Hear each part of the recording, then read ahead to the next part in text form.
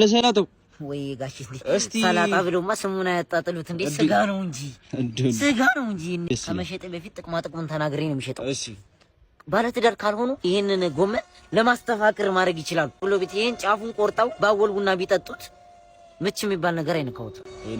ይቺኛዋ ሰላጣ ከአማዞን የዳይኖሰር ፍግ ነው ያደገችው። ታዩታል። ይግራ አዋፋ እንደ ዶሮ በዘብዘፊያ ከርነው ካላረዱት ተንፈራቁት ይመታውታል። እናታች ከበራ በጋዝ ቁርጥ ቤት አወቁት። እዛ ቅቅል እኮ ይሸጣሉ። የበግ ነው እያሉ የጎመን ነው። እኔ መተው ነው ማታ የሚረከቡት።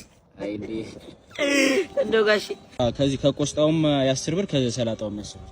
አረ ምንድን ነው ያለኝ? ከዛ 10 ከዛ 10 ብር። አረ ትናንት ነው ከእስር ቤት ይወጡ ትልቅ ሰው ይመስላል ማለት አባቴ እንትን የጫት እንጨት አለ አይደል? ያለ ራሱ ለእንጀራ መጋገሪያ ወደ 150 ብር ነው የሚሸጠው። እና እየቀር ተነሱ ሂዱ፣ ከዚህ አታሳስቱ ጋሼ በጥፊ ብዬ ፈሶ እንዳላስመልጠው ሂዱ። ታኩር እንዴት ነሽ? ጎረቤት አማን ነው ደግሞ ማግቢት ይፈታል። እናንተ ብለን እዚህ ቁርጥ ቤት ጀመርን ነው የምልሽ። ኧረ እባክሽ እንደው ተስፋ ነበር ቁርጥና ብላችሁ ዘንድሮ በቅናሽ ዋጋ እንመርቋ። ታዲያ ምን ቸገረሽ? አዎ የስንት ላድርግልሽ ታዲያ? በቃ ካሪፉ ስጋ ለጥብስ የሚሆን ነገር አድርጌታ ሩብ ምን አንተ ተልከህ ነው እንዴ? ልታሳስተኝ ነው ማለት ነው። ጋር እንዴ በዝበብ አይ ለምርቃት ያክል እኮ ነው። ለምርቃት ና አሽትና ማለት ቶሎ ወደ ቤት ሂድ ማለት ነው። ወይስ ወፍራም ዝም ብለሽ ይጥልኝ አንቺ መሆነሽ ነው ዳይሪሽ ዝናሽ ሽሮ ቤት አለች አይደል? እዛ ሄደህ 2 ሽሮ በድስት ብላበት። አንቺ ደግሞ ችግር አለብሽ እኮ ስንጀምር እንጠራለን። ስንት ብር ነው ያስከው? አንድ ኪስ ውስጥ ያለው አንድ ኪስ ችሏል። ሲጀምር ችሏል። አንቺ መሆነሽ ነው ይላንተ ገብቶሃል።